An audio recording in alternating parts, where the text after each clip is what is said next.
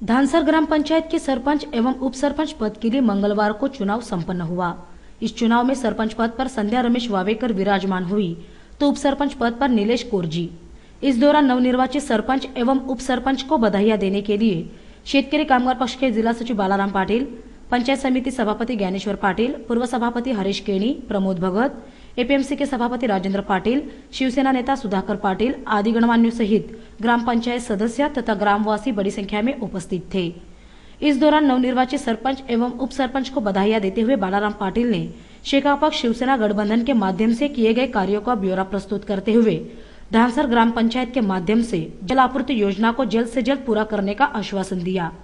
आत्ताच ज्यांची नव्यानं सरपंचपदी निवड झालेली आहे त्या संध्या वावेकर आणि उपसरपंचपदी निवड झालेले नीलेश कोरजी या ठिकाणी उपस्थित असलेले सारे ग्रामस्थ, परिसरातील सारे महायुतीचे कार्यकर्ते, सुरुवातीला आपणा साऱ्यांच्या वतीनं सरपंच आणि उपसरपंच यांची धानसर ग्रामपंचायतीच्या सरपंच उपसरपंचपदी बिनविरोध निवड झाली त्याबद्दल त्यांचं मनापासून अभिनंदन करतो।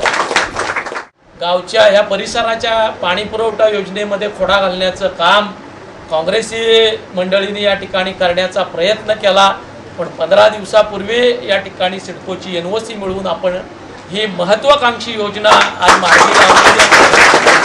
3.5 कोटी रुपयाची ही पाणी पुरवठा योजना माझ्या या संपूर्ण परिसरातील भगिनींच्या डोक्यावरला हंडा खाली उतरवून त्यांना घरामध्ये पाणी मिळवून देण्यासाठी आपण राबवण्यात यशस्वी झालेलो आहोत। निश्चितपणानं जो विश्वास या मंडळींनी आपल्यावर दर्शवला, कारण तब्बल 16 लाख रुपये एकत्र केल्यानंतर काही मंडळींनी कोलेकुई करायला सुरुवात केलेली होती की पाणी पुरवठ्याच्या पैशांचा हिशोब विचारा, पैसे कुठं खर्च केले, काय केले, पण आलेला एकही पैसा खात्यातून बाहेर निघाला नाही, एकही पैसा खर्च झाला नाही।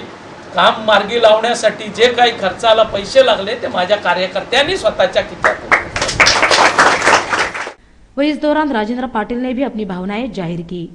आमच्या गव्हाण भागातील अरुण भगत, आमदार प्रशांत ठाकूर सातोडवेला आले। माझे मित्र हरीश केणी सांगितलं की जसं पाऊस पडण्याचे भूक्षेत्र उगवतात तसे भूक्षेत्र कुठे कुठे असे उगवायला येतात आणि मग पाऊस गेल्यानंतर त्या भूक्षेत्राचा नाश होतो आणि तशाच प्रकारचा नाश तुम्ही धानसरवासींना करून दिलेला आहे। परंतु धानसरच्या विशेषतः महिलांना आणि माझ्या तरुण सहकाऱ्यांना सांगू इच्छितो की जो अरुण भगत तुमच्याकडे इथे मत मागायला किंवा मतांची भीक मागायला येतो, प्रशांत ठाकूर इथं येतो, त्याच्या गावात स्वतःच्या राहत्या गावात सुद्धा वहिनी लाल रंगाचं पाणी त्यांना प्यायला मिळतंय, ही वाईटच त्यांची अवस्था आहे। जे स्वतःच्या गावात जो आमदार त्या लोकांना लाल रंगाचं पाणी प्यायला देतोय तो इतरांची काय व्यवस्था करील हे आपल्याला दाखवून द्यायचं आहे। आणि विशेषतः आज आपण जर बघितलं तर महिला भगिनींवर ठिकठिकाणी अत्याचार होत आहेत, बलात्कार होत आहेत, महागाई वाढलेली आहे, अक्षरशः लोक जीवनाला कंटाळलेले आहेत, दुष्काळाचा मोठा असा दुष्काळाने हाकार उडवला। अशा प्रसंगी संपूर्ण देशभर काँग्रेस विरोधी प्रचंड लाट निर्माण झाली आहे आणि त्या लाटेवर आपण आरूढ होऊन आपण या पनवेल तालुक्यातली काँग्रेस भुईसपाट करण्यासाठी आतापासूनच सज्ज व्हा।